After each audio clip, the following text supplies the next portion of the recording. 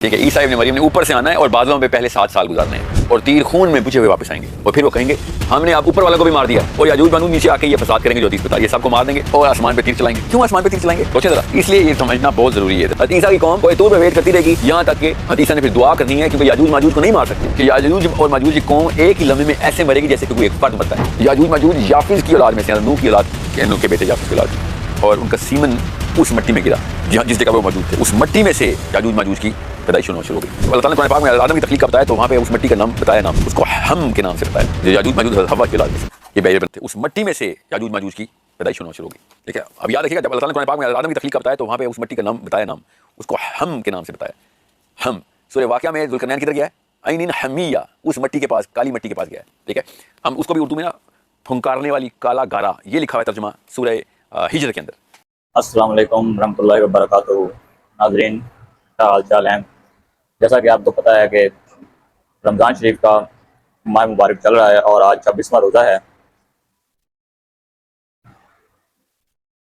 ماں باپ خیریت سے ہوں گے اور ہم اپنی بات شروع کرنے سے پہلے درود شریف پڑھ لیتے ہیں. اللہم صلی علی محمد وعلی آل محمد ما صلیت علی ابراہیم وعلی آل ابراہیم انک حمید مجید. اللہم بارک علی محمد وعلی آل محمد کما بارکت علی ابراہیم وعلی آل ابراہیم انک حمید مجید. سب پر سلامتی ہو. بات شروع کرنے سے پہلے میں ایک شعر عرض کروں گا. سر جھکا کے جیے نہ منہ چھپا کے جیے، سر جھکا کے جیے نہ منہ چھپا کے جیے، ستمگروں کی نظروں سے نظریں ملا کر جیے.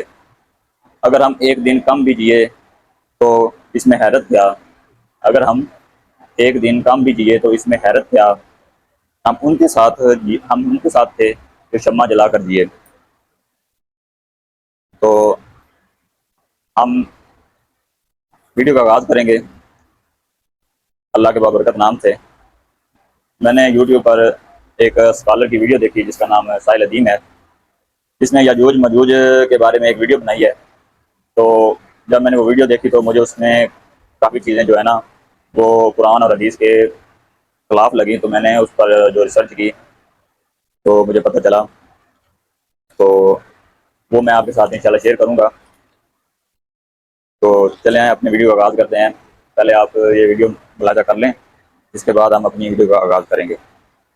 چلیں ساحل آپ نے ویڈیو ملاحظہ کی اور اس میں دیکھا کہ ساحل دین کیا کہہ رہا ہے کہ یاجوج ماجوج جو ہیں وہ ایک تو لینڈ کریں گے، مطلب کہ اوپر سے اتریں گے یا کہیں سے آئیں گے، کسی اور سیارے یا کسی جگہ سے آئیں گے. لیکن یہاں قرآن کا جو ترجمہ ہے اور آیات ہیں جن میں یاجوج ماجوج کا ذکر ہوا ہے سورہ کاف میں، وہ سورہ کاف کا حوالہ دیتے ہیں. تو وہ کہتے ہیں کہ وہ کہیں سے اتریں گے، ان کی تعداد بہت زیادہ ہے. تو یہاں ہم دیکھیں گے کہ قرآن کیا کہتا ہے، قرآن کی آیات کیا کہتی ہیں. تو قرآن کی آیات ہے جو جس کا ترجمہ یہ ہے کہ سورہ کاف کی 93 نمبر پہلے آیات ہے، جس کا ترجمہ یہ ہے کہ یہاں تک کہ دو دیواروں کے درمیان پہنچا. یہ حضرت ذوالقرنین کے بارے میں بات ہو رہی ہے. یہاں تک کہ دو دیواروں کے درمیان پہنچا تو دیکھا ان کے اس طرف کچھ لوگ ہیں کہ بات کو سمجھ نہیں سکتے. یہ یاجوج ماجوج کی بات ہو رہی ہے.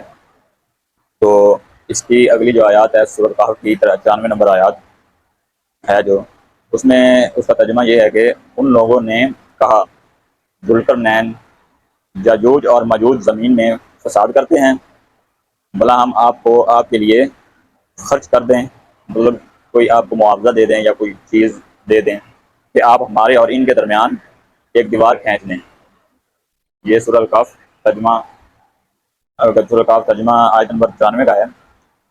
تو اسی کے نیچے سورۃ الکہف کی آیت 95 نمبر ہے، اس میں کیا کہا گیا ہے کہ اس کا ترجمہ یہ ہے ذوالقرنین نے کہا کہ خرچ کا جو مقدور خدا نے مجھے بخشا ہے، یعنی حضرت ذوالقرنین نے کہا کہ خرچ کا کوئی مسئلہ نہیں، جو اللہ نے مجھے بخشا ہے وہ بہت اچھا ہے. تم مجھے بس قوت سے مدد کرو، میں تمہارے اور ان کے درمیان ایک مضبوط اوٹ بنا دوں گا. اوٹ کا مطلب ہے رکاوٹ، دیوار یا ایسی کوئی چیز سے وہ عبور نہ کر سکیں. اسی کے نیچے آیت نمبر 96 ہے، اس میں اللہ تعالیٰ کیا کہہ رہے ہیں کہ تو اللہ تعالیٰ نے جو حضرت ذوالقرنین کے بارے میں ذکر کیا ہے، وہ اللہ تعالیٰ فرماتے ہیں کہ تو تم لوہے کے تختے لاؤ. حضرت ذوالقرنین ان لوگوں سے مخاطب ہیں، وہ کہہ رہے ہیں کہ تم لوہے کے تختے لاؤ یہاں تک کہ جب اس نے دونوں پہاڑوں کے درمیان برابر کر دیا. یہاں تختے لائے گئے اور اس نے دونوں پہاڑوں کے درمیان برابر کر دیا، وہ دونوں پہاڑوں کو برابر کر دیا. اور کہا کہ دھونکو، مطلب آگ جلاؤ. دھونکوں کا مطلب ہے کہ آگ جلاؤ تاکہ لوہا یا تانبا جو ہے وہ پگھلایا جا سکے. یہاں تک کہ جب اس کو آگ کر دیا گیا، دیکھیں ادھر آگ کا ذکر آ گیا کہ آگ کر دیا گیا، تو کہا کہ میرے پاس تانبا لاؤ اور اس پر پگھلا کر ڈال دوں اور ایک مضبوط دیوار بن سکے. یہ ظاہر ہوتا ہے کہ یاجوج ماجوج جو ہیں وہ کہیں سے لینڈ نہیں کریں گے، وہ اسی زمین پر سروائیو کر رہے ہیں اور اسی زمین پر موجود ہیں، لیکن وہ اللہ کی قدرت سے، وہ اللہ کا راز ہے، علم غیب ہے، وہ صرف اللہ ہی جانتا ہے کہ وہ کس جگہ پہ ہیں، اور اس کا ذکر بھی آگے آئے گا. اور اسی کے آگے جو 97 نمبر آیت ہے سورہ کافی، اس میں فرمایا گیا ہے کہ پھر ان میں یہ قدرت نہ رہی. یہ بات تھوڑی سمجھنے والی دیکھیں.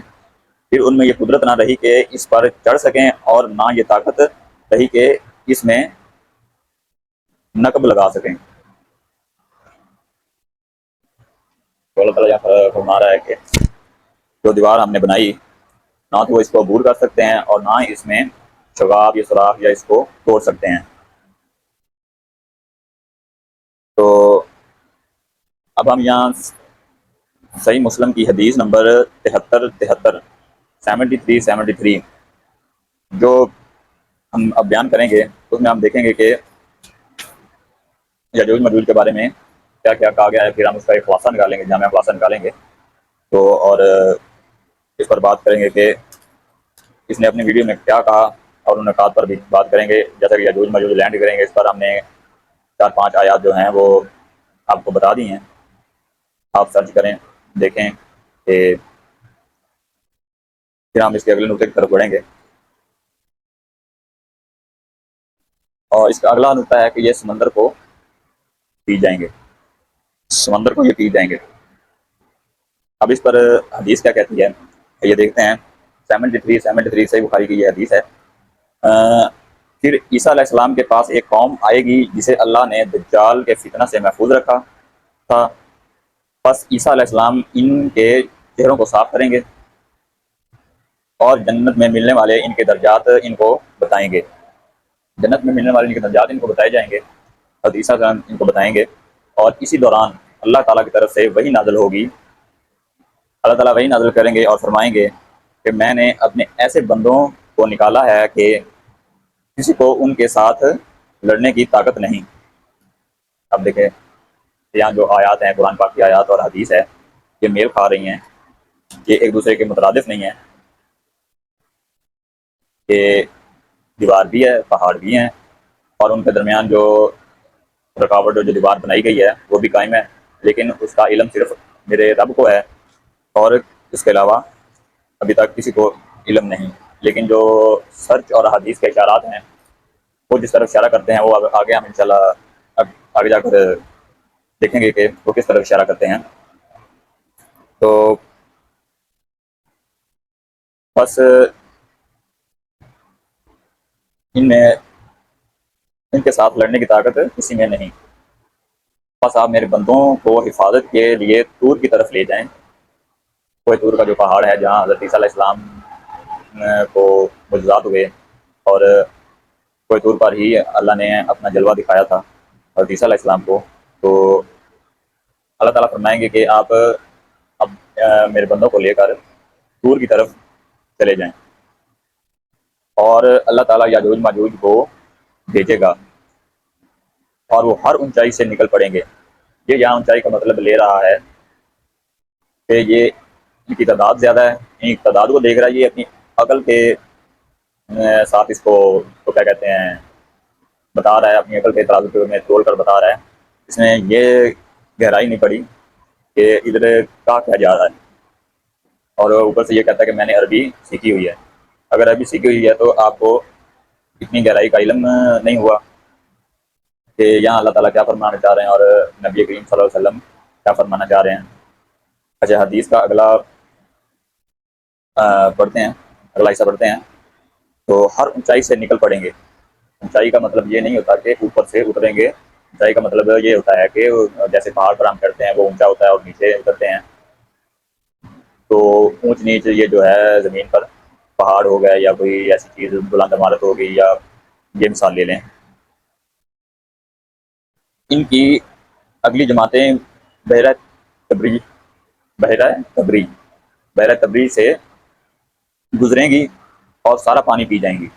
ان کی جو پہلی جماعت یا گروہ گزرے گا وہ بحیرہ تبریہ سے گزرے گا اور اس کا سارا پانی پی جائے گا. اب یہ بحیرہ تبریہ کیا ہے, اس کے بارے میں ہم تفصیل تھوڑی بتایا آگے چل کر کریں گے. یہ آپ یاد رکھیں کہ بحیرہ تبریہ تو سے گزریں گے اور سارا پانی پی جائیں گے. ان کی آخری جماعتیں گزریں گی تو کہیں گی کہ اس جگہ کسی وقت پانی تھا. مطلب وہ سارا پانی پی جائے گی. اتنی زیادہ تعداد ہوگی ان کی کہ وہ سارا پانی پی جائیں گی, اور وہ انسان ہی کی طرح کے ہوں گے, لیکن ان کے خلیات اور ان کا جو ہے انسان کے خلیہ سے مختلف تھوڑا سا ہوگا, اور ان کے نظام میں تھوڑی سی تبدیلی ہوگی. جیسا کہ کام انسان میں ہوتی ہے, اور جو یجوج ماجوج ہیں وہ ان سے تھوڑا سا مختلف ہوں گے, لیکن ہوں گے وہ انسان. اور وہ حضرت آدم علیہ السلام کی اولاد میں سے نہیں ہیں, لیکن نسل میں سے نہیں ہیں. اولاد ان کی بھی سمجھی جائے گی, کیونکہ جتنی روئے زمین پر انسان ہیں وہ حضرت آدم علیہ السلام کی ہی اولاد ہیں. تو اس اگر آگے ہم چلتے ہیں, وہ کہیں گے کہ اس جگہ کسی وقت پانی تھا, اور اللہ کے نبی حضرت عیسیٰ علیہ السلام اور ان کے ساتھی محصور ہو جائیں گے. محصور مطلب ایک جگہ پر وہ جہاں کوئی طور کا پہاڑ ہے وہاں پر جا کر محفوظ ہو جائیں گے, یا اپنے آپ کو محفوظ کر لیں گے. وہ باہر نہیں نکل سکیں گے. جیسے قیدی کو قید کر لیا جاتا ہے, یا کوئی دشمن جو ہوتا ہے اپنے حریف کو گھیر لیتا ہے تو جیسے محاصرہ کیا جاتا ہے, تو اس طرح کی کیفیت ہو جائیں گے. ان میں سے کسی ایک کے لیے, مطلب کسی بھی ایک کے لیے بیل کی سری, مطلب بیل کا جو سر ہے, سری بھی تم میں سے ایک کے لیے آج کے 100 دینار سے افضل اور بہتر ہوگی. مطلب اس ٹائم پہ ایک جو بیل کا سر ہے وہ بھی اتنا قیمتی ہوگا کہ وہ آج کے آپ وسلم نے اپنے دور کے 100 دینار سے اس کو مشابت دی, یعنی کہ 100 دینار سے افضل اور بہتر ہوگی. افضل اور بہتر اس لیے ہوگی کہ ہر طرف اتنا فساد اور سب کچھ ہوگا, اور کھانے پینے کی قلت ہوگی جب, تو اس لیے وہ چیز قیمتی ہو جائے گی. جب ایک چیز کم ہوتی ہے نا مارکیٹ میں, مثال کے طور پر آج کے دور میں ایک چیز کم ہو جاتی ہے تو اس کی قیمت بڑھ جاتی ہے اور وہ قیمتی ہو جاتی ہے. جب ان کی کوانٹٹی کم ہو جائے کسی چیز کی تو وہ ایک نایاب یا قیمتی اشیاء میں آ جاتی ہے. تو پھر آگے بڑھتے ہیں. جیسے کہ تیل کی مثال لے لیں, تیل آج کل بہت قیمتی ہوا پڑا ہے. اللہ کے نبی عیسیٰ علیہ السلام اور ان کے ساتھی زمین کی طرف اتریں گے. عیسیٰ علیہ السلام کے ساتھی زمین کی طرف اتریں گے اور حضرت عیسیٰ علیہ السلام بھی ان کے ساتھ ہوں گے. تو زمین میں ایک بالش کی جگہ بھی ان کی علامات اور بدبو سے انہیں خالی نہ ملے گی. مطلب ایک بالش ہوتی ہے تو اس کے برابر بھی جگہ نہیں ملے گی. ان کے جو لاشیں ہیں اتنی زیادہ ہوں گی کہ اور ان کی بدبو بہت زیادہ ہوگی, اور وہ ایک بالش برابر بھی جگہ خالی نہیں ملے گی جہاں وہ پڑے ہوں گے. پھر اللہ کے نبی اور ان کے ساتھی دعا کریں گے تو اللہ تعالیٰ مختی اونٹوں وقتی اونٹوں کی گردنوں کے برابر پرندے بھیجیں گے. اللہ تعالیٰ یہاں آپ وسلم یہاں فرما رہے ہیں کہ اللہ تعالیٰ وقتی اونٹوں کی گردنوں کے برابر پرندے بھیجیں گے جو انہیں اٹھا کر لے جائیں گے اور جہاں اللہ چاہے گا انہیں پھینک دیں گے، مطلب انہیں اتار دیں گے جہاں اللہ چاہے گا کسی محفوظ مقام پر، اور پھر اللہ بارش برسائے گا. اور وہ بارش عام بارش نہیں ہوگی، اللہ تعالیٰ بارش بھیجے گا جس سے ہر مکان، ہوا وہ مٹی کا ہو یا بالوں کا.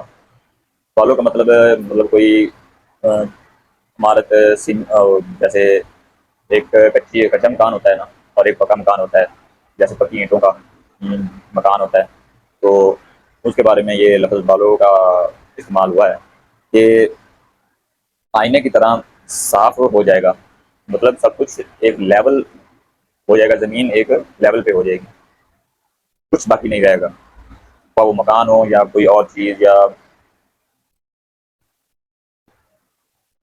تو آگے، اور زمین صاف ستھری ہو جائے گی اور زمین مثل باغ یا حوض کے دھل جائے گی. زمین مثل باغ یعنی کہ ایک باغ کی طرح، جو ایک جیسا کہ ایک باغ ہوتا ہے ہرا بھرا خوبصورت، اور اس کے عوض کے دھل جائے گی، مطلب دھل کر صاف ہو جائے گی. اللہ تعالیٰ ایک بارش ایسے بھیجے گا جس سے زمین کو دھو دیا جائے گا، پاک کر دیا جائے گا، اور ایک خوبصورت باغ کی طرح پھر سے وہ پیش کی جائے گی. اور پھر زمین سے کہا جائے گا کہ پھل اگا دے اور اپنی برکت لوٹا دے. بس ان دنوں ایسی برکت ہوگی کہ ایک انار پوری جماعت کھائے گی، ایک دودھ دینے والی گائے قبیلہ کے لوگوں کے لیے کافی ہوگی، ایک اونٹنی اور ایک بڑی جماعت اور بکری ایک گھرانے کے لیے کفایت کر جائے گی. یہاں تک کہ اتنی زیادہ برکت ہوگی، مطلب اس کا جو چھلکا ہوگا نا انار کا، وہ اتنا بڑا ہوگا کہ اس کے نیچے رہیں گے. اور آگے، ایک دودھ دینے والی گائے قبیلہ کے لوگوں کے لیے کافی ہوگی، اور اونٹنی ایک بڑی جماعت کے لیے، اور بکری یا بکری کا ذکر ہے کہ بکری ایک گھرانے کے لیے کفایت کر جائے گی. اسی دوران اللہ ایک پاکیزہ ہوا بھیجے گا جو کہ لوگوں کی بغلوں کے نیچے تک پہنچ جائے گی، اور پھر ہر مسلمان اور مومن کی جو روح ہے وہ قبض کر لی جائے گی، اور بد لوگ باقی رہ جائیں گے جو گدھوں کی طرح کھلے بندوں جمع کریں گے، اور پھر انہی پر قیامت آئے گی. اب میں نے حدیث کا یہ جو حصہ سنایا ہے یہ بہت طویل حدیث ہے. اس کے اوپر والا جو مفہوم ہے حدیث کا، وہ کتنا دجال پر ہے کہ وہ کیسے آئیں گے اور کیسے آئے گا اور کیا کیا کرے گا. تو آگے چلتے ہیں کہ ساحل الدین نے کہا تھا کہ یہ سمندر کو پی جائیں گے، تو حدیث کیا کہتی ہے کہ بحیرہ طبریہ سے گزریں گے، بحیرہ طبریہ کے مقام سے گزریں گے اور اس کا سارا پانی پی جائیں گے. اور آپ کو یہاں میں یہ بتاتا چلوں کہ یہ سمندر نہیں ہوگا، یہ ایک میٹھے پانی کی بڑی جھیل ہے جو اسرائیل میں ایک شہر میں طبریاس کا شہر ہے ان کا، اس کے نام پر یہ ایک جھیل ہے، میٹھے پانی کی جھیل ہے جو بہت بڑی ہے، وہ اس کا پانی پی جائیں گے. اور اب میں بتاؤں گا کہ یہ جو میں نے جب سرچ کیا مجھے جو اشارے ملے وہ یہ اشارے تھے. تو ہم نے بات کر لی کہ یجوج ماجوج لینڈ نہیں کریں گے، وہ زمین پر ہی ہیں، قید ہیں، اور ان کو کھولا جائے گا.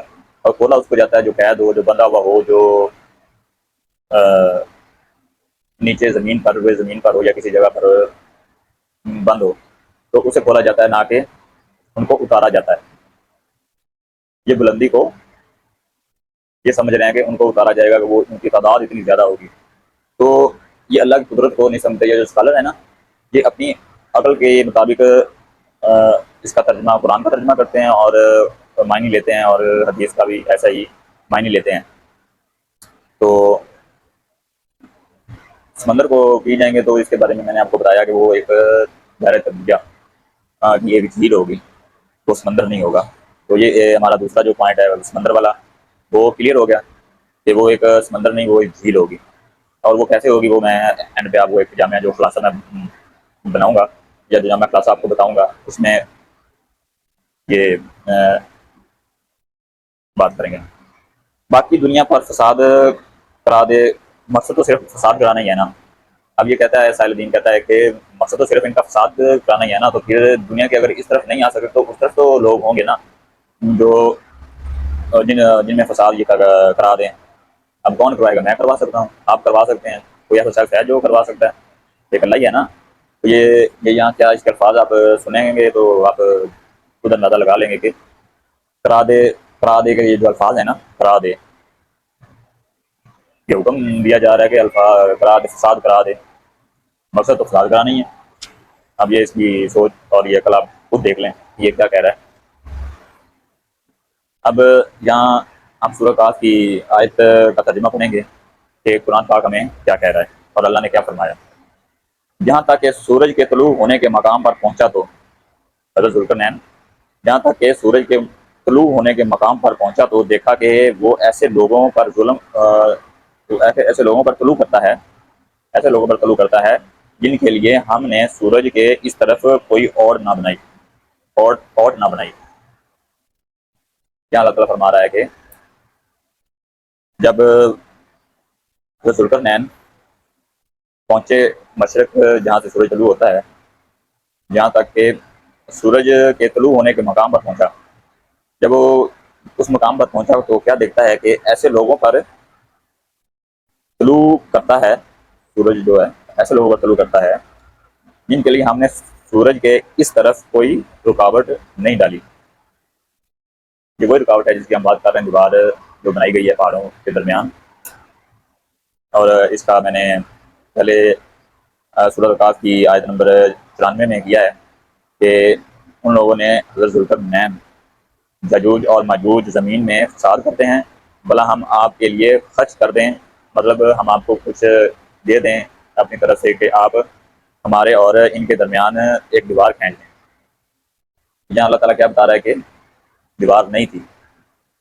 سورۃ کاف کی آیت نمبر 90 میں بتا رہا ہے کہ یہاں ہم نے کوئی دیوار نہیں بنائی تھی۔ تو یہ جو دیوار بنائی تھی ذوالقرنین جو ایک عادل بادشاہ تھے، اور انہوں نے یہ دیوار بنائی تھی اور وہ پہاڑوں کو برابر کر دیا تھا۔ تو پھر میں نے ایک اور آیت کا بھی ترجمہ کیا تھا، آیت نمبر 97 کا، پھر ان میں یہ قدرت نہ رہے گی کہ اس پر چڑھ سکیں، اور نہ ہی طاقت رہے گی کہ اس میں نقب لگا سکیں یا اس میں سوراخ کر سکیں یا اس کو توڑ سکیں۔ تو حضرت جو ذوالقرنین ہیں انہوں نے وہ دیوار بنائی تھی جو کہ سورۃ کاف کی آیت نمبر 96 کا ذکر ہم نے سب سے پہلے کیا اور آیت نمبر 95 کا ذکر کیا۔ تو وہاں انہوں نے ایک ایسی دیوار بنائی کہ وہ پہاڑوں کو برابر کر دیا۔ اب یہاں دیکھیں کہ سورج جہاں سے طلوع ہوتا ہے، طلوع ہونے کے مقام پر، سورج جہاں پر طلوع ہوتا ہے، جہاں سے طلوع ہوتا ہے آپ حساب لگائیں کہ وہاں سے لے کر جو پہاڑ ہیں جہاں سے انہوں نے نکلنا ہے، وہاں جہاں وہ دیوار بنائی گئی ہے، تو وہ کتنی جگہ ہوگی؟ اللہ تعالیٰ اس پر قدرت نہیں رکھتا؟ کیا ہمارا ایمان اتنا سا ہی ہے بس؟ تو یہ اس نے ایک جو کی تھی کہ اوپر کی جگہوں سے اتریں گے یا آسمان سے اتریں گے، تو یہاں حدیث کے الفاظ کیا کہتے ہیں کہ حدیث اس کے بارے میں ہے، صحیح بخاری کی حدیث ہیں 31-46 حدیث ہے، اس کے علاوہ 33-48 حدیث ہے اور 34-48 حدیث ہے، جس میں حضرت عیسیٰ علیہ السلام کے نزول اور یاجوج ماجوج کا ذکر ہے، مختصر ذکر ہے۔ لیکن یہ جو میں نے حدیث آپ کو سنائی 73 وہ ایک مکمل حدیث ہے اور یہ صحیح مسلم کی حدیث ہے، یہ صحیح مسلم کی حدیث 73 ہے۔ تو ہم اپنے اگلے چوتھے آپشن کی طرف بڑھتے ہیں کہ اوپر کی جگہوں سے اتریں گے یا آسمان سے اتریں گے، یہ اس کا موقف ہے ساحل دین کا۔ وہ کس چیز پر موقف ہے کہ ان کی تعداد اتنی زیادہ ہوگی کہ ان کا زمین پر رہنا یا پہاڑوں میں رہنا ناممکن ہے۔ تو اللہ کے لیے کیا چیز ناممکن ہے؟ وہ ہر چیز پر قادر ہے۔ تو ادھر حضرت زینب علیہ السلام سے یہ حدیث مروی ہے، اور اس کے پیچھے جو راوی ہیں وہ کیا کہتے ہیں کہ حضرت زینب رضی اللہ عنہ نے دیکھا آپ صلی اللہ علیہ وسلم کو ان کے یہاں تشریف لائے۔ آپ صلی اللہ علیہ وسلم کچھ گھبرائے تھے، آپ صلی اللہ علیہ وسلم کچھ گھبرائے ہوئے تھے، کیونکہ آپ نے یاجوج ماجوج کے بارے میں جو دیکھا، دکھایا گیا آپ کو، تو آپ صلی اللہ علیہ وسلم نے فرمایا کہ اللہ کے سوا کوئی معبود نہیں، اور بے شک اللہ کے سوا کوئی معبود نہیں ہے، اللہ کے سوا کوئی معبود نہیں، ملک عرب میں اس برائی کی وجہ سے بربادی آئے گی۔ اب دیکھیں یہاں ملک عرب کا ذکر ہے، عرب کے جو ممالک ہیں عرب کے، ان کا ذکر یہاں ہو رہا ہے اس حدیث میں۔ آپ صلی اللہ علیہ وسلم فرما رہے ہیں کہ ملک عرب میں اس برائی کی وجہ سے بربادی آئے گی، جس میں دن قریب آنے کو ہیں، جس میں دن جو ہیں وہ قریب آنے کا مطلب ہے وہ بہت قریب دن ہے جو آئے گا، آنے کو ہیں۔ آج یاجوج ماجوج نے دیوار میں اتنا سوراخ کر دیا ہے، پھر نبی کریم صلی اللہ علیہ وسلم نے انگوٹھے اور اس کے قریب کی انگلی سے حلقہ بنا کر بتایا، اور کئی حدیث میں موجود ہے کہ آپ صلی اللہ علیہ وسلم نے ایک، جیسے ہم نو ڈالتے ہیں نا، نو اس کا جو سوراخ ہے چھوٹا سا، اتنا جو وہ ہے کیا کہتے ہیں حلقہ بنا دیا، بنا کر دکھلایا آپ صلی اللہ علیہ وسلم نے، اتنا سوراخ یاجوج ماجوج نے دیوار میں کر دیا ہے۔ اور یہاں حدیث اور بھی ملتی ہیں کہ جب چلیں ہم یہ پہلے مکمل کر لیتے ہیں، پھر اس کے بعد بات کریں گے حدیث کے بارے میں۔ حضرت زینب رضی اللہ عنہ نے سوال کیا، یا رسول اللہ، کیا ہم اس کے باوجود ہلاک کر دیے جائیں گے کہ ہم میں نیک لوگ بھی موجود ہوں گے؟ آپ صلی اللہ علیہ وسلم نے فرمایا، جب فسق و فجور بڑھ جائے گا یقیناً تباہی ہوگی۔ تو آپ صلی اللہ علیہ وسلم نے کیا فرمایا؟ یقیناً تباہی اور بربادی ہوگی، اور جب آپ صلی اللہ علیہ وسلم نے فرما دیا کہ تباہی اور بربادی ہوگی تو ہوگی۔ اچھا، اب آ جائیں کہ یاجوج ماجوج پیدا کیسے ہوئے۔ ادھر یہ بہت ہی گھٹیا قسم کا وہ کیا کہتے ہیں ڈالتا ہے، اور اس میں کوئی صحیح حدیث نہیں ملتی، صحیح حوالہ جات قرآن پاک سے یا کسی مسند کتاب سے یا کسی حدیث سے کوئی ایسی صحیح حدیث ثابت نہیں ہے اب تک، یا کسی علماء سے کوئی ثابت نہیں ہے۔ اس نے جو حدیث لی ہے وہ یہ لی ہے کہ ابو الشیخ اصفہانی کی کتاب العظمت میں سے 1018 نمبر حدیث ہے جو اس نے لی ہے، جس میں اس کا ذکر ہے کہ حضرت آدم علیہ السلام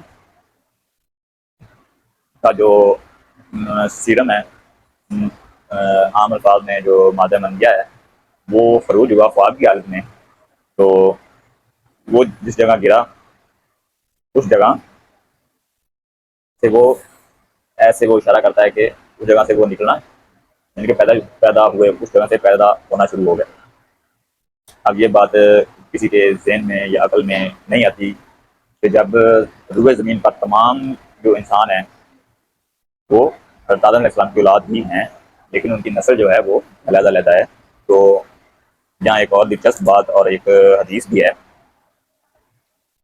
تو اس کا کوئی نہ تو قرآنی حوالہ ملا ہے، مجھے کوئی قرآنی حوالہ نہیں ملا۔ یہ جو حدیث ہے یہ بھی بہت ضعیف علماء کرام بتاتے ہیں، جو علماء ہیں، مفتی ہیں، مفتیان کرام ہیں۔ تو اس حدیث کے علاوہ نہ تو کوئی یہ جو سیاستہ کی حدیث ہیں، احادیث ہیں، اور جو باقی حدیثی کتب ہیں نہ ان میں ہے، اور نہ ہی کسی علماء کی کتاب میں ہے، نہ ہی چاروں ائمہ جو ہیں ان کی کتاب میں ہے۔ اور یہ جو ابو الشیخ اصفہانی ہیں، یہ چاروں ائمہ کے بعد آئے ہیں، ان کا دور بعد میں تھا۔ تو کہا جاتا ہے کہ یہ حضرت وہ جو ہیں حضرت امام شافعی رضی اللہ عنہ کو کرتے تھے، فالو کرتے تھے۔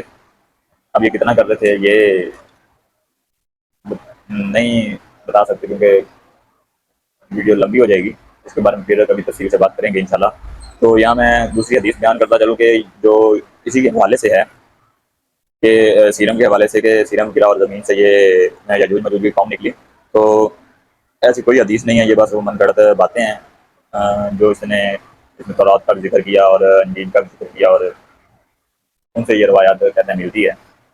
تو آج کے دور میں نہ تو تورات، نہ انجیل، نہ زبور اپنی اصلی حالت میں موجود ہیں، ان میں بہت سی تبدیلیاں کر دی گئی ہیں۔ اور ہم کس کو حجت بنائیں گے؟ قرآن کو اور حدیث کو اور مستند حوالہ جات کتب اور ائمہ کو۔ اب ہمارے ائمہ نے کوئی ایسی حدیث بیان نہیں کی جہاں یہ ذکر ہو کہ ہاں یہ ضرور ہے کہ اللہ تعالیٰ نے اپنے انبیاء علیہ السلام کو یا رسولوں کو ان صفات سے پاک رکھا ہے کہ شیطان ان کے اندر داخل نہیں ہو سکتا۔ اس پر آپ صلی اللہ علیہ وسلم کی حدیث ہے، تو وہ بھی میں آپ کو حدیث بتا دوں گا۔ تو وہ حدیث بتا دوں گا جن میں یہ بیان ہوا گیا کہ حضرت عمر نے فرمایا شیطان نہ تو براہ راست میرے اندر آ سکتا ہے اور نہ ہی براہ راست میری شکل اختیار کر سکتا ہے اور نہ ہی مجھے بہکا سکتا ہے۔ جب آپ صلی اللہ علیہ وسلم نے یہ فرما دیا تو اس سے صاحب ظاہر ہوتا ہے کہ ایک عام انسان اور ایک نبی جو ہوتا ہے اس میں کتنا فرق ہے، زمین آسمان کا فرق ہے۔ وہ ہر ان صفات سے پاک ہوتے ہیں، اور جو یہ ہوتا ہے نا اسلام وغیرہ ہوتا ہے تو وہ ایک شیطانی وسوسہ جو کہ خواب کی حالت میں یا نیند کی حالت میں ہوتا ہے، تو وہ عام انسان کو ہوتا ہے، ہر انسان کو ہوتا ہے، تو یہ انسان کی فطرت میں ہے، قدرتی یہ چیز ہے کہ وہ ہوتا ہے۔ تو یہاں جو میں حدیث بیان کر رہا ہوں وہ یہ ہے کہ صحیح ابن حبان کی یہ حدیث ہے، اور حدیث نمبر کیا ہے 6190، یعنی 6190، 6190۔ یہ مجھے صحیح حدیث ہی ملی ہے۔ تو حدیث کے الفاظ آپ سن لیں۔ حضرت ابو امامہ رضی اللہ عنہ فرماتے ہیں کہ ایک شخص نے نبی کریم صلی اللہ علیہ وسلم سے پوچھا کہ آدم اور حضرت نوح علیہ السلام کے درمیان کتنا عرصہ تھا؟ تو آپ نے ارشاد فرمایا 10 صدیاں۔ اب 10 صدیاں کا آپ حساب لگا لیں کہ ایک صدی میں کتنے سال ہوتے ہیں، تو 10 صدیوں کا آپ نے ذکر فرمایا، اور یہ 6190 نمبر حدیث ہے۔ آپ اس کو دیکھیں اور پڑھیں اور اس کا جو خلاصہ نکالنا ہے نکالیں۔ تو اب جب کہ حضرت آدم علیہ السلام اور حضرت نوح علیہ السلام کے درمیان اتنا بڑا فرق، ان کا دور دیکھیں 10 صدیوں بعد حضرت نوح علیہ السلام آئے ہیں، اور یہ کہہ رہے ہیں کہ وہ حضرت آدم علیہ السلام کی اولاد میں سے ہیں۔ یہاں غور طلب بات یہ ہے، حالانکہ وہ حضرت نوح علیہ السلام کی نسل میں سے ہیں، حضرت نوح علیہ السلام کی نسل میں سے ہیں، اور کس شجرہ سے ہیں کہ وہ حضرت نوح علیہ السلام سے جا ملے، تو وہ اس کے بارے میں بھی اگر اللہ نے چاہا تو ہم انشاءاللہ بات کریں گے کہ ہمیں یہ صرف فرق واضح کرنا ہے کہ اگر حضرت آدم علیہ السلام اور حضرت نوح علیہ السلام کے درمیان اتنا فرق ہے 10 صدیوں کا، تو یہ کیسے بیان کر رہا ہے کہ حضرت آدم علیہ السلام کی اولاد ہیں تو سب انسان حضرت آدم علیہ السلام کی اولاد جنہیں روز زمین پر قیامت تک آئیں گے یا آنے ہیں، وہ حضرت آدم اور حضرت حوا علیہ السلام کی اولاد میں سے ہی ہیں۔ اور یہاں یہ ایک اور بات کہتا ہے کہ یہ جو یجوج مجوج ہے یہ آدم علیہ السلام سے ہے، اور ہم جو عام انسان ہیں یہ حضرت حوا علیہ السلام سے ہیں۔ تو یہ بات سمجھنے میں نہیں آتی کہ حضرت حوا علیہ السلام اور حضرت آدم علیہ السلام کو ایک ساتھ زمین پر اتارا گیا تھا، نازل کیا گیا تھا، تو ان کے بغیر اگر ایک لاجیکل بات دیکھی جائے تو ایک مرد اور عورت کے ملاپ کے بغیر جو ہے وہ نئی نسل پیدا نہیں ہوتی۔ عام آج کے دور کی مثال لے لیں تو کیا ایسا ممکن ہوا ہے آج کے دور میں کہ بغیر وہ کیا کہتے ہیں مرد کے ایک عورت اپنی نسل بڑھا سکے؟ ہاں یہ ضرور حضرت مریم علیہ السلام کے بارے میں ہے کہ وہ ضرور ہے، لیکن وہ کسی اور موقع، وہ کوئی اور موقع تھا اور وہ کوئی اور وہ کیا کہتے ہیں، وہ دور اور تھا اور وہ موقع اور تھا جب یہ بتایا گیا تھا۔ اس کے علاوہ جو ہے کوئی ہے تو وہ ہمیں بتائیں تاکہ ہمارے علم میں بھی اضافہ ہو۔ تو ایک یہ کرتے ہیں اور ایک یہ کلیم کرتے ہیں کہ جو ذکر ہوا ہے حضرت آدم علیہ السلام کا قرآن پاک میں تخلیق کا، اس میں جو الفاظ استعمال ہوئے ہیں اردو کے، ان پر یہ طنز کرتے ہیں یا ان پر ان کا وہ جو کیا کہتے ہیں جو بھی کہہ لیں وہ ہے طنز ہی کہنے کرتے ہیں کہ ہمارے اردو دانوں نے یہ کہتا ہے کہ ہمارے اردو دانوں نے قرآن کو اتنا مشکل بنا دیا ہے کہ ایک عام انسان نہیں پڑھ سکتا۔ تو مجھے بتائیں کہ ایک سمندر جو ہے اس کی گہرائی جو ہے ایک جگہ سب جگہ ایک ہی ہے؟ سائنس سے بھی یہ ثابت ہے کہ سمندر کی جو گہرائی ہے ایک جیسی نہیں ہے، کہیں زیادہ ہے اور کہیں کم ہے، اور اس سے بھی یہ بات ثابت ہو جاتی ہے کہ اونچ نیچ اور اونچائی کا مطلب یہ ہے کہ وہ اونچی جگہوں سے آئیں گے، نہ کہ وہ اوپر سے اتریں گے۔ اور یہ کلیم بھی اس نے کیا ہے کہ حضرت عیسیٰ علیہ السلام نے اوپر سے آنا ہے اور بادلوں میں، اب یہ اس کے ذرا سوچ دیکھ لیں اور عقل دیکھ لیں کہ حضرت اوپر سے آئیں گے اور 7 سال تک کہاں رہیں گے؟ بادلوں میں رہیں گے۔ لے لیجیے ایک بڑا ہو گیا کہ بادلوں میں رہیں گے۔ اب جب بادلوں میں رہیں گے تو میں نے اس کے بارے میں سرچ کی کہ کوئی ایسی حدیث مجھے مل جائے کہ جہاں یہ لکھا ہو کہ حضرت آدم علیہ السلام کو جب نزول ہوگا تو اس سے پہلے یہ ساتویں آسمان پر، جو سب سے پہلا آسمان ہے جہاں سے اوپر، مطلب پہلا آسمان ہے، 7واں آسمان تو سب سے اوپر ہے، تو اس سے اوپر سدرۃ المنتہا ہے، تو سب سے پہلے آسمان پر آئیں گے اور وہاں 7 سال گزاریں گے۔ مجھے کوئی ایسا قرآنی حوالہ نہیں ملا، کوئی ایسی حدیث نہیں ملی جس میں یہ لکھا ہو کہ حضرت عیسیٰ علیہ السلام آئیں گے، جب ان کا نزول ہوگا تو وہ 7 سال بادلوں میں گزاریں گے۔ ہاں یہ ضرور مجھے حدیث ملی ہے کہ حضرت آدم علیہ السلام 2 فرشتوں کے ساتھ ایک سفید مینار، ان کے کندھوں پر ہاتھ رکھے ہوئے ایک سفید مینار جو کہ ایک مسجد کا مینار ہوگا، اس پر ان کا نزول ہوگا، اور وہ غالباً میرے اندازے کے مطابق شام یا عراق کا کوئی علاقہ ہوگا۔ تو اگر مجھے حدیث ملی تو وہ بھی میں آپ کو یہاں ایڈ کر دوں گا، وہ آپ پڑھ لیجیے گا۔ تو مجھے حدیث سے یہی ملا کہ، اور مجھے حدیث سے کوئی یہ نہیں ملا کہ وہ آسمان پر 7 سال گزاریں گے، یا کوئی ایسا لاجک نہیں ملا مجھے۔ یہ شاید انہوں نے تورات، زبور یا انجیل سے کوئی روایات لی ہوں، تو آئی ڈونٹ نو، میں نہیں جانتا۔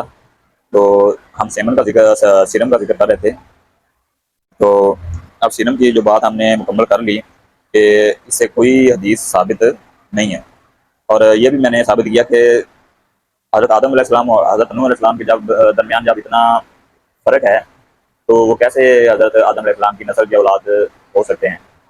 اولاد ہو سکتے ہیں تو نسل سے کیسے ہو سکتے ہیں؟ نسل تو ان کی نوح علیہ السلام سے جا کر ملتی ہے، تو اس کا مطلب ہے کہ یہ بعد میں ہی پیدا ہوئے ہیں۔ تو حضرت آدم علیہ السلام کی جو عام طور پر عام روایات میں جو عمر بتائی جاتی ہے وہ 940 سے لے کر 1000 سال تک بتائی جاتی ہے۔ تو اس کے بعد جو 10 صدیاں ہیں، 10 صدیوں تک، 10 صدیوں بعد اس کے درمیان جو 10 صدیاں تھیں ان کے درمیان جو مسئلہ پیدا ہوا وہ یہ ہوا کہ لوگ اللہ کی توحید سے ہٹ کر دوسروں کو معبود بنانے لگے اور فتنہ فساد اور یہ کرنے لگے۔ تب حضرت نوح علیہ السلام کو مبعوث فرمایا گیا، اللہ تعالیٰ نے ان کے درمیان حضرت نوح علیہ السلام کو بھیجا تاکہ وہ اللہ کی تبلیغ کر سکیں۔ اب چلے آتے ہیں کہ جو مٹی کا اس نے ذکر کیا ہے کہ اس کا جو ترجمہ کیا گیا ہے وہ یہ ہے کہ ایک ہم نے حضرت آدم علیہ السلام کو کھنکھناتی مٹی اور کالے گارے سے پیدا کیا، کالے گارے سے یا سڑے ہوئے گارے یا مادے سے پیدا کیا۔ اب یہاں جو میں نے چیز سرچ کی اور نوٹ کی تو وہ یہ ہے کہ جب ایک جگہ پہ پانی کھڑا ہو، تو میں یہ ایک مثال دے رہا ہوں، جب ایک جگہ پہ پانی کھڑا ہو، زمین کے اوپر زمین ہو، اس کے اوپر پانی کھڑا ہو، چاہے وہ بارش کا ہو یا کوئی بھی پانی ہو، وہ جب زیادہ دن تک کھڑا رہتا ہے تو وہ اپنی شکل تبدیل کر لیتا ہے۔ کیونکہ وہ ایک ساکن ہے، کھڑا ہوا ہے، وہ نہ تو اس میں کوئی ہلچل ہو رہی ہے نہ کچھ، تو اس وجہ سے اس میں سے بدبو آنے لگتی ہے. آپ نے یہ نوٹ کیا ہوگا کہ وہ پانی میں سے بدبو آنے لگتی ہے. اور جب وہ سوکھ جاتا ہے اور اس کے جو نیچے والی زمین ہوتی ہے اس میں آپ نے نوٹ کیا ہوگا کہ ہلکی سی کالی ہوگی اور وہ کٹھی سی ہوگی، مطلب گھربری سی ہوگی، گھربری سی ہوگی. تو اس کو کھنکھناتی مٹی کا ذکر کھنکھناتی مٹی سے شابت دی ہے. تو اردو کے جو ترجمہ ہے، ترجمہ نے کہا یا جنہوں نے ترجمہ کیا، ترجمہ احمد رضا کا ترجمہ جو ہے، تو اس کے بارے میں بات کرتے ہیں. یہ جو کھنکھناتی مٹی اور سڑے ہوئے گارا ہے یا جو بھی ہے، جس میں ہمائن مسنون کا مسنون، یہ ہم کا جو لفظ استعمال کرتے ہیں، ہم کا لفظ استعمال کرتے ہیں، یہ ہم من مسنون کا لفظ ہے قرآن پاک میں. تو یہ جو فلسالن کا جو پہلا لفظ ہے اس پر ہم بات کرتے ہیں. تو اس کا مطلب یہ ہے کہ اس سے مراد یہ ہے کہ انسان کا جو وجود ہے وہ کسی مخصوص دھات یا کسی قیمتی چیز سے نہیں بنایا گیا. مثلا جیسے سونا چاندی یا کوئی بھی قیمتی چیز لگا لیں سے نہیں بنایا گیا، بلکہ زمین کی سب سے عام چیز جو مٹی ہے، عام چیز عام مل جاتی ہے، ایک عام مٹی. اور یعنی مٹی سے مراد فلسالن ہے، جو میں نے آپ کو یہ لفظ بتایا عربی کا جو قرآن پاک میں موجود ہے. اس مرحلے کو ظاہر کرتی ہے کہ جب مٹی خشک ہو کر سخت ہو جاتی ہے. میں نے آپ کو بتایا تھا نا پہلے، جب پانی کھڑا ہوتا ہے تو وہ خشک ہوتا ہے اور مٹی بھی خشک ہو جاتی ہے، تو وہ اپنی شکل تبدیل کرتی ہے. تو وہ جب خشک ہو کر سخت ہو جاتی ہے نا، تو انسانی ڈھانچے کو مضبوط کرتی ہے. مطلب ہمارا یہ جو ہڈیوں کا نظام ہے، یہ لگا لیں، یہ ہماری بنیاد ہے. اس پہ جو گوشت ہے وہ تو بعد میں چڑھایا گیا تھا نا. تو یہ اس کی بنیاد کی طرف اشارہ ہے کہ یہ ہماری بنیاد ہے کہ جب مٹی گیلی ہوتی ہے تب وہ نرم ہوتی ہے، اور جب وہ خشک ہوتی ہے تو وہ سخت ہو جاتی ہے. جیسے کہ ہماری ہڈیاں ہوتی ہیں، جب بچہ پیدا ہوتا ہے تو اس کی نرم ہڈیاں ہوتی ہیں، وہ 206 ہڈیاں تقریباً بتائی جاتی ہیں. جب غالباً مجھے ابھی صحیح طرح یاد نہیں ہے کہ جب بچہ پیدا ہوتا ہے تو اس کی ہڈیاں تھوڑی زیادہ ہوتی ہیں. تو آگے ہے جو سڑے ہوئے گارے کا مطلب ہے. اس کا مطلب یہ ہے کہ عاجزی کا سبب، مطلب یہ بتایا جا رہا ہے کہ یہاں سڑے ہوئے گارے سے مراد یہ ہے کہ انسان کو اس کی یاد دہانی کرائی جاتی ہے کہ تمہاری تخلیق کیسے ہوئی. یہاں یہ عاجزی کا لفظ ہوتا ہے. تو یہ میں آپ کو واضح کر دوں کہ سڑے ہوئے گارے کا ذکر انسان کو اس کی اصل یاد دلانے کے لیے ہے کہ اس کی شروعات کہاں سے ہوئی. ایک ایسی چیز سے ہوئی جو بظاہر معمولی اور بے قدر، اب اسی کو قدر تو نہیں نا ہے، جو مٹی کالی مٹی، اب اسی کا قدر کیا ہوگی؟ کوئی قدر نہیں ہے اس کی. تو قدر تھی، بے قدر تھی، معمولی اور بے قدر تھی. یہ انسان کو تکبر اور غرور سے بچنے کی تعلیم دیتی ہے. اب جس کی اثر ہی مٹی ہو تو اس کو سرکشی کرنے کا کوئی جواز پیدا نہیں ہوتا اور اس کو سرکشی کرنا زیب نہیں دیتا. تو یہ میں اس لیے بیان کر رہا ہوں کہ یہ جو اس نے اس پر اعتراض کیا ہے کہ یہ الفاظ کیوں استعمال، ایسے الفاظ کیوں استعمال ہوئے ہیں، تو یہ اس پر میں یہ بات کر رہا ہوں. اور اس کی اگر ہم تشریح کریں تو وہ تشریح ایسے بنتی ہے کہ اللہ تعالیٰ نے ایک بے جان، بدبودار اور معمولی گارے سے حضرت آدم علیہ السلام جیسا حسین اور اشرف المخلوقات کا وجود تیار کیا، اور اشرف المخلوقات پر بھی اس کو اعتراض ہے. اور جبکہ اللہ تعالیٰ فرماتا ہے کہ ہم نے سب سے بہتر مخلوق انسان کو پیدا فرمایا. یہ اللہ کی صفت تخلیق کا کمال ہے. اللہ کی جو صفت تخلیق ہے نا، یہ اس کا کمال ہے کہ وہ ایک ادنا سی چیز سے ایک اعلیٰ ترین مخلوق پیدا کرنے پر قادر ہے. ایک ادنا سی چیز جس کی کوئی قدر نہیں ہے، اب اسی جو کالا گارا یا جو کوئی ایسی مٹی ہوگی اس کی قدر کیا ہوگی؟ وہ تو آج کے دور میں آج کا انسان جو ہے وہ یہی سمجھتا ہے کہ اس کی قدر نہیں ہے. لیکن یہاں میں آپ کو بتاؤں گا کہ اس قدر کیا ہے. ایک ادنا چیز سے اعلیٰ ترین مخلوق پیدا کرنے پر قادر ہے، اور وہ بے شک قادر ہے. اللہ ہر چیز پر قادر مطلق ہے. تو چلیں آئیں. اب یہ جو اس نے سڑے ہوئے گارے اور یہ جیسے خشک مٹی، کھنکھناتی ہوئی مٹی پر بات اعتراض کیا، اس کا اب یہ میں نے آپ کو پہلے بتا دیا. سڑا ہوا گارا جو ہے یہ یا کالا گارا، تو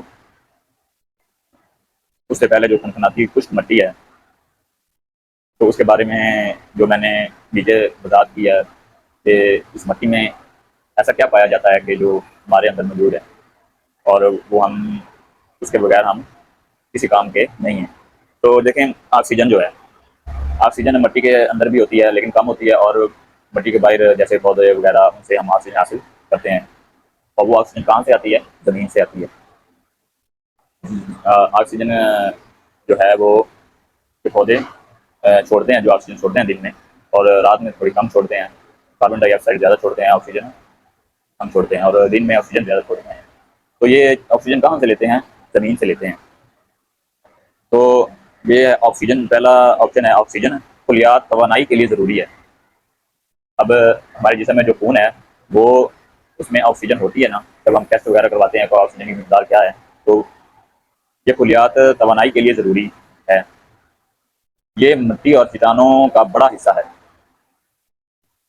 اب یہ دیکھ لیں کہ مٹی اور چٹانوں، جیسا کہ میں نے آپ کو بتایا کہ مٹی سے جو پودے ہیں وہ آکسیجن حاصل کرتے ہیں اور ان سے وہ خارج کرتے ہیں. یہ بہت لمبا پروسیس ہے. تو آگے دوسرے نمبر پہ ہے کاربن. آپ نے کبھی دیکھا ہوگا کہ کوئی لوہے کی چیز ہو اور اس میں زنگ لگے یا کوئی پڑی رہے تو اس میں کالی کالی سی نا ہلکی ہلکی کاربن آ جاتی ہے. تو کاربن کس لیے ضروری ہے؟ کاربن نامیاتی مالیکیول کی بنیاد. اور کاربن جیسے کالی ہوتی ہے نا، تو یہاں سڑے ہوئے گارا جو ہے، سڑے ہوئے گارے سے مراد یہی ہے کہ کاربن، اس میں کاربن بھی شامل ہے. یہ تمام نامیاتی مالیکیولز کی بنیاد ہے. جو ہمارے اندر نامیاتی مالیکیولز ہیں یہ ان کی بنیاد ہے. تو زمین میں یہ کیا ہے کہ زمین کے نامیاتی مادے میں موجود ہے. زمین کے جو نامیاتی مادے ہوتے ہیں ان میں موجود ہے. تو آگے ہائیڈروجن ہے تیسرے نمبر پر. اور ہائیڈروجن آپ بہتر جانتے ہیں کہ ہائیڈروجن کیا چیز ہے. پانی اور توانائی کے عمل کا حصہ. جو ہمارے اندر پانی اور توانائی کا جو اس کا عمل کا حصہ ہوتا ہے، یہ اس میں ہائیڈروجن بہت اہم کردار ادا کرتا ہے. اور زمین میں یہ نمی اور معدنیات کا حصہ ہے. زمین میں یہ نمی اور معدنیات کا حصہ ہے. اب آگے آ جائیں چوتھے نمبر پر نائٹروجن. نائٹروجن یہ پروٹین اور ڈی این اے بنانے کے لیے لازمی ہے. اب نائٹروجن نہ ہوگا تو پروٹین بھی نہیں ہوگی اور ڈی این اے بھی نہیں بنے گا. اور مٹی کی زرخیزی کا بنیادی عنصر ہے یہ. مطلب یہ ہمیں زرخیز رکھنے کے لیے، پروٹین جو ہے ہمیں تر و تازہ رکھنے کے لیے، اور جو ہمارے ڈی این اے ہیں اس کو مضبوط کرتی ہے. اور ڈی این اے بنانے کے لیے لازمی ہے، جو ڈی این اے بنتا ہے ہمارا وہ لازمی ہے. اب یہاں آگے پانچویں نمبر پر آ جائیں کیلشیم. کیلشیم کا آپ سب کو پتا ہے کہ ہڈیوں اور دانتوں، مطلب کہ ہڈیوں کے متعلق یہ سارا نظام ہوتا ہے کیلشیم کا. کیلشیم کم ہو جاتا ہے، ہڈیاں کمزور ہو جاتی ہیں، اور کمزور ہوں تو پھر ہڈیوں میں درد، جوڑوں میں درد، تو ان کے ٹوٹنے کے خطرے زیادہ بڑھ جاتے ہیں. تو یہ زمین میں کہاں پائے جاتے ہیں؟ کن معدنیات میں پائے جاتے ہیں؟ یہ چونا، پتھر اور مٹی کے معدنیات میں پائے جاتے ہیں. اچھا، جو فاسفورس ہے، چھٹے نمبر پر جو ہے فاسفورس کے بغیر آر این اے اور ڈی این اے، ہمارے جینیاتی کوڈ جو ہیں، جینز جو ہیں ہمارے، ان کے جو کوڈ ہوتے ہیں، یہ اگر فاسفورس نہ ہو تو وہ انہیں نہیں بنا سکتے. یہ دیکھیں کتنی اہمیت ہے اس کی کتنی اہمیت ہے فاسفورس کی، کہ اس کے بغیر نہ تو آر این اے بن سکتا ہے اور نہ ہی ڈی این اے کے جینیاتی کوڈ بن سکتے ہیں. تو یہ ثابت ہو گیا کہ اللہ تعالیٰ نے یہ سڑا ہوا گارا اور کھنکھناتی مٹی سے ایک انسان کو کیوں پیدا فرمایا. یہ سب جو چیزیں ہیں، oxygen, carbon, hydrogen, nitrogen, calcium, phosphorus, یہ سب ہم زمین سے حاصل کرتے ہیں. اور یہ سب زمینی معدنیات ہیں. اور وہ کیسے حاصل کرتے ہیں؟ جب ایک پودا ہوتا ہے نا، پودا، تو وہ پھل جو لگا لیں، جو ہم کھاتے ہیں، سبزیاں کھاتے ہیں، فروٹ کھاتے ہیں، زمینی پودوں سے جو چیزیں اگتی ہیں کھانے کے لیے، تو ان میں یہ مقدار کسی فروٹ میں زیادہ ہوتی ہے، کسی میں کم ہوتی ہے، کسی میں کیلشیم زیادہ ہوتا ہے، کسی میں نائٹروجن زیادہ ہوتا ہے، کسی میں کاربن زیادہ ہوتا ہے، تو کسی میں آکسیجن جو ہے وہ آکسیجن تو ہمیں عام میسر ہے نا، ہوا جو ہے جو ہمیں پودوں سے میسر ہوتی ہے، تو اس لیے ہمیں پودے زیادہ سے زیادہ لگانے چاہیے تاکہ آج کے جو حالات ہیں تو اور ایسی فاسٹ فوڈ جو ہے یہ بھی فروٹس اور جو ہے ہمارے غذائی اجناس ان میں پایا جاتا ہے، کہیں کم مقدار میں پایا جاتا ہے، کہیں زیادہ مقدار میں پایا جاتا ہے، تو یہ ہوگی ہماری اس کا اعتراض جو کھنکھناتی مٹی اور سڑے ہوئے گارے سے تھا۔ تو یہ میں نے واضح کیا کہ یہ سڑا ہوا گارا جو ہوتا ہے اس میں کیا کیا چیز ہوتی ہے، اور یہ آپ کو بخوبی پتہ ہوگا کہ ایک کسان جو ہوتا ہے جب وہ فاسٹ فوڈ کی کھاد ڈالتا ہے اپنی فصل کو اگانے کے لیے تو وہاں فاسٹ فوڈ کی مقدار کم ہوتی ہے۔ فاسٹ فوڈ کھادیں جو استعمال ہوتی ہیں تو وہ زمین کو طاقت دینے کے لیے ہوتی ہیں کہ وہاں وہ نامیاتی مادے کم ہیں جو وہ فصل کو چاہیے، تو جس سے ان کی بڑھوتری ممکن ہو سکے۔ تو اس کا جامعہ خلاصہ جو ہے وہ یہ ہے کہ جو یجوج ماجوج ہیں وہ حضرت آدم علیہ السلام سے نہیں، حضرت نوح علیہ السلام کی نسل میں سے ہیں۔ حضرت نوح علیہ السلام بھی حضرت آدم علیہ السلام کی ہی اولاد میں سے ہیں، لیکن جو نسل ہے نا ان کی وہ حضرت نوح علیہ السلام سے ملتی ہے۔ تو یہ دو جنگجو اور فسادی قومیں تھیں، اور ان کی یہ میں آپ کو خلاصہ بتا رہا ہوں، اور اس میں دلچسپ بات یہ ہے کہ ہم بحیرہ طبیعہ جو ہے اس کا بھی وہ ذکر کریں گے جو کہ آیا ہے ہماری حدیث میں آیا ہے۔ تو ان کی تعداد اتنی زیادہ ہے کہ جب وہ نکلیں گے تو بحیرہ طبیعہ کا پانی سارا پی جائیں گے، بحیرہ طبیعہ کا سارا پانی پی جائیں گے۔ ان کے چہرے چوڑے ڈالما اور ان کی آنکھیں چھوٹی ہوں گی، ان کی آنکھیں چھوٹی ہوں گی۔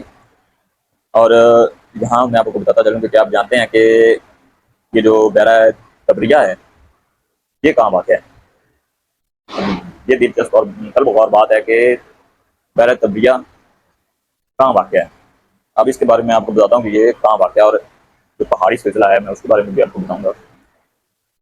یہ اسرائیل کے شمالی حصے میں واقع ہے، اس کا مغرب میں شہر طبریاس ہے۔ یہ جو بحیرہ طبریہ ہے یہ اسرائیل کے شمالی حصے میں واقع ہے اس کے جو مغرب میں شہر طبریاس ہے، اس وجہ سے اسے بحیرہ طبریہ مطلب کہ اس شہر کے نام سے اسے منسوب کیا گیا ہے کہ بحیرہ طبریہ کہا جاتا ہے، اور یہ دراصل سمندر نہیں، یہ جھیل ہے، ایک میٹھے پانی کی جھیل۔ جیسے میں نے آپ کو پہلے بتایا کہ یہ ایک میٹھے پانی کی بڑی جھیل ہے۔ تو یہ کہاں ہے؟ یہ اسرائیل میں ہے۔ اور دجال جو ہے وہ کہاں سے آئے گا؟ وہ بھی شام اور عراق کے درمیان میں سے، یہ بھی اسرائیل کی طرف اشارہ ہے۔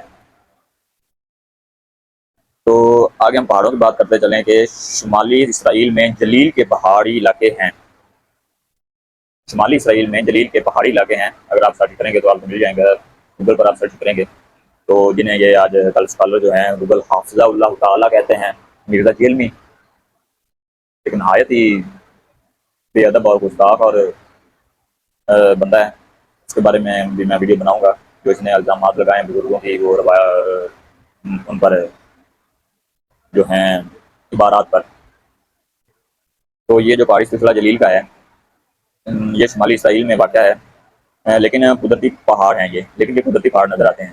تو پہلے میں نے آپ کو بتایا ہے کہ یہ جو راز ہوتا ہے وہ اللہ کے سوا کوئی نہیں جانتا، تو غیب کا علم ہوتا ہے، غیب کا علم عام راز کی میں بات نہیں کرتا جو ہم آج کل سیاسی طور پر یا کوئی عام اپنے رازوں کی بات کر رہا ہوں، یہ وہ راز نہیں ہے، یہ میں وہ راز کی بات کر رہا ہوں جو اللہ اور اس کے رسول کے درمیان میں ہوتے ہیں، یا جو اللہ جس کا علم صرف اللہ کو ہے۔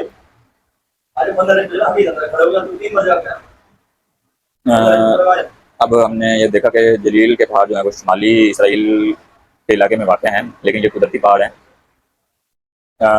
اور یہ بھی ہو سکتا ہے کہ اللہ تعالیٰ کی قدرت ہو کہ وہ عام انسان کو قدرتی لگیں، ہو سکتا ہے، لیکن میں اس پر جو اشارات مجھے ملے ہیں وہ یہی ملے ہیں کہ اسی طرف سے کہ جو یاجوج ماجوج کی جو قوم نکلے گی وہ اسی طرف سے نکلے گی۔ تو پہاڑ ہیں. اس کے علاوہ جو بحیرہ تبری کے مشرق میں جو پہاڑ ہیں، بحیرہ تبری کے مشرق میں جو پہاڑ ہیں، ان کا جو سلسلہ ہے ان کو گولان ہائٹس کہا جاتا ہے. ان کا جو سلسلہ ہے ان کو گولان ہائٹس کہا جاتا ہے. ان کی تعداد اور بلندی تقریباً 400 سے 1200 میٹر زمین کی سطح سے ہے. یہ جلیل کے پہاڑوں کی بلندی ہے. جلیل کے پہاڑ جو ہیں 400 سے 1200 میٹر زمین کی سطح سے بلند ہیں. ان پہاڑوں کی مغربی سمت میں اسرائیل کا کچھ آبادی حصہ، اب یہاں دیکھ لیں کہ کوئی آبادی بھی اتنی زیادہ نہیں. مغرب اس کی سمت، مغرب کی سمت میں، اسرائیل کی مغربی سمت میں یہ جو پہاڑ ہیں تھوڑی سی آبادی، کچھ آبادی ہے. پل گنجان بعض علاقہ ہے، اتنی آبادی زیادہ نہیں ہے. کچھ حصہ آباد ہے. بحیرہ تبریہ کے پیچھے کا قدرتی پہاڑ گولان ہائٹس کے نام سے ہیں، جو میں نے پہلے بتایا گولان ہائٹس کے نام سے مشہور ہیں، جس کی بلندی تقریباً 2800 میٹر ہے. بلندی 2800 میٹر ہے. اور یہ جو واقعہ یاجوج ماجوج والا ہوا ہے، یہ آپ صلی اللہ علیہ وسلم سے سینکڑوں سال پہلے کا واقعہ ہے. اور آپ صلی اللہ علیہ وسلم کے دور میں کچھ منافق یا جو کچھ نام ماننے والے تھے، منافق تھے یا مسلمان نہیں تھے، وہ آپ صلی اللہ علیہ وسلم کے پاس آئے اور حضرت جو ہے ذوالقرنین کے بارے میں آپ نے پوچھا. انہوں نے پوچھا کہ ذوالقرنین کے بارے میں بتائیے. تو آپ صلی اللہ علیہ وسلم کو وہی نازل ہوئی کہ آپ ان کو ان کے بارے میں یہ کہیں. تو وہ میں آیت جو ہے وہ بھی آپ کو دکھاؤں گا. تو انہوں نے یہ پوچھا تھا، تو آپ صلی اللہ علیہ وسلم نے، آپ پر وہی نازل ہوئی تو آپ صلی اللہ علیہ وسلم نے ان کو یہ باتیں بتائی تھی. تو یہ سینکڑوں سال پہلے کا واقعہ ہے. 6 سینچری تقریباً، سینکڑوں سال پہلے 6 سینچری تقریباً لگا لیں. اب یہاں دلچسپ بات یہ ہے کہ دیوار نہیں ہے، اتنے بڑے پہاڑ ہیں لیکن قدرتی نظر آتے ہیں. جب راز ایک چیز کو راز رکھا جانا ہے تو وہ اللہ کا جو راز ہے وہ قدرتی ہی نظر آئے گا. ہر چیز قدرتی ہی نظر آئے گی. تو اتنے بڑے پہاڑ ہیں لیکن قدرتی نظر آنے والے یہ پہاڑ وہ راز ہیں جو دیوار نظر نہیں آتی اور عام بندہ بھی نہیں دیکھ سکتا. اب جو قدرت دیکھ سکتی ہے وہ عام بندہ تو نہیں نہ دیکھ سکتا. تو یہاں کچھ اور آثار قدیمہ کے جو سائنسدان ہیں وہ ان کو جو پہاڑ ہیں قفقاز کے پہاڑوں کا بھی ذکر لیتے ہیں، یا وہاں بھی ان کا ذکر ملتا ہے. لیکن یہ ایک راز ہے جو صرف اللہ کو پتہ ہے. یہ نہ تو آسمان سے نازل ہوں، یہ نہ کسی اور سیارت سے آئیں گے. یہ جہاں قید ہیں وقت آنے پر یہ اللہ کے حکم سے آزاد ہوں گے. اور جب یہ آزاد ہوں گے، جب ان کے آزاد ہونے کا وقت ہوگا، وہ قیامت کی بڑی نشانیوں میں سے ایک نشانی ہے. مطلب آخری نشانی لگا لیں کہ آخری نشانی ہوگی. اب غور طلب بات یہاں یہ ہے کہ پہلے دجال آئے گا، اور حدیث کے الفاظ کے مطابق بھی یہی ہیں. یہی ہوگا کہ دجال پہلے آئے گا اور پھر حضرت عیسیٰ علیہ السلام اسے ختم کریں گے، اور بعد میں یہ جو یاجوج ماجوج کی قوم ہے آئے گی.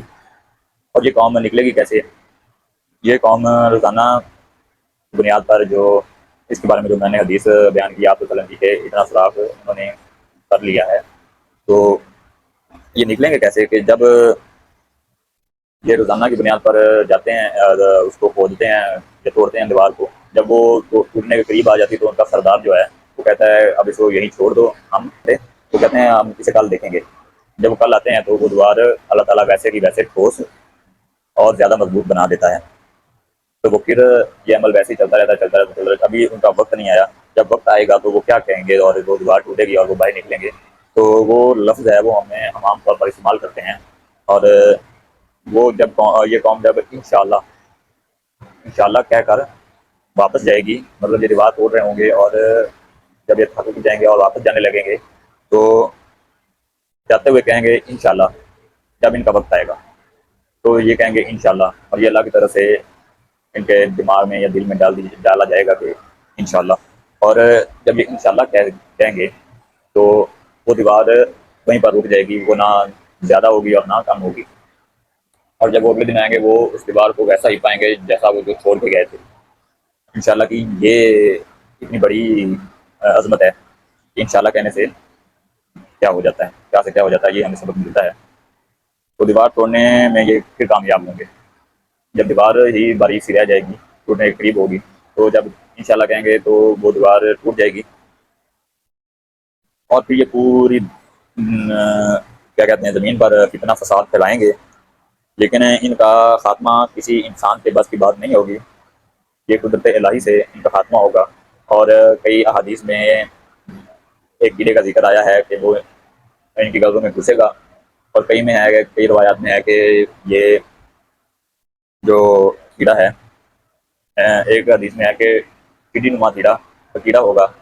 ٹڈی نما, ٹڈی جو ہوتی ہے نا, ٹڈی آپ جانتے ہیں نا, ٹڈی نما ایک کیڑا ہوگا جو ان کی گردنوں میں گھسے گا, اور یہ ایک کے بعد سارے ہلاک ہو جائیں گے, مطلب ایک ہی دفعہ میں یہ سب ختم ہو جائیں گے. اور جیسا کہ اب ہم نے یہ ایک ویڈیو بنائی اور اس کا یہ خلاصہ ہم نے نکالا, تو ہم نے دیکھیں کیسے یہ جو اس کی باتیں اس نے کی ہیں ویڈیو میں, ہم نے اس کا کیسے رد کیا ہے قرآن اور حدیث کی روشنی میں. تو اس کو ہم نے سائنس میں بھی یہ جو اس نے گارے خنخناتی مٹی اور گارے پر جو اعتراض کیا تھا, اس کو ہم نے کیسے تفصیل سے بیان کیا ہے. تو امید ہے کہ آپ کو بات سمجھ آئی ہوگی. تو یہ حجود موجود کیسے نکلیں گے اور ان کو کیسے مارا جائے گا, اور یہ کیا ہوگا, اور یہ فتنہ دجال کے بعد ہی یہ نکلیں گے. جب فتنہ دجال کو مار دیا جائے گا, اور جیسا کہ حدیث میں نے بیان کی, فتنہ دجال کو جب مار دیا جائے گا, حضرت عیسیٰ علیہ السلام ماریں گے, تو اس کے بعد وحی نازل ہوگی. اور ایسے جو برا واقعہ ہم نے بیان کیا, تو میری دعا ہے کہ اللہ تعالیٰ آپ سب کو اپنے حفظ و امان میں رکھے, اور ایران کے لیے دعا گو ہوں, اور اسرائیل کو اللہ نے اس کو نابود فرمائے, اور جو امریکہ ہے اور جو جتنے بھی یہ دشمن ممالک ہیں, یہودی نصارہ ہیں, اللہ تعالیٰ ان کو تباہ و برباد فرمائے, اور امت مسلمہ کو اکٹھا ہونے کی توفیق عطا فرمائے. اور یہ جو سکالر ہیں, اللہ ہمیں ان کے فتنے سے بھی بچائے. آمین ثم آمین. اسی کے ساتھ میں جلد چاہوں گا, اور پھر ہم ایک اگلی ویڈیو بنائیں گے جو کہ یا تو مرزا کی ان عبارات پر ہوگی, یا پھر ہم بنائیں گے کہ اس نے ساحل الدین نے ایک پردہ, چہرے کا پردہ جو ہے اس پر بات کی تھی, اس پر ویڈیو بنائیں گے. انشاءاللہ ہم اس پر بھی بات کریں گے کہ چہرے کا پردہ واجب ہے, فرض ہے, کیا ہے. اس دور کے حساب سے چہرے کا پردہ لازم ہے یا نہیں ہے, تو یہ بھی ہم بات کریں گے. تو قرآن حدیث کی روشنی میں بات کریں گے انشاءاللہ. اور میرے لیے بھی دعا کریں, اور اپنی آنکھیں بھی کھولیں جو ان سکالرز کو سنتے ہیں.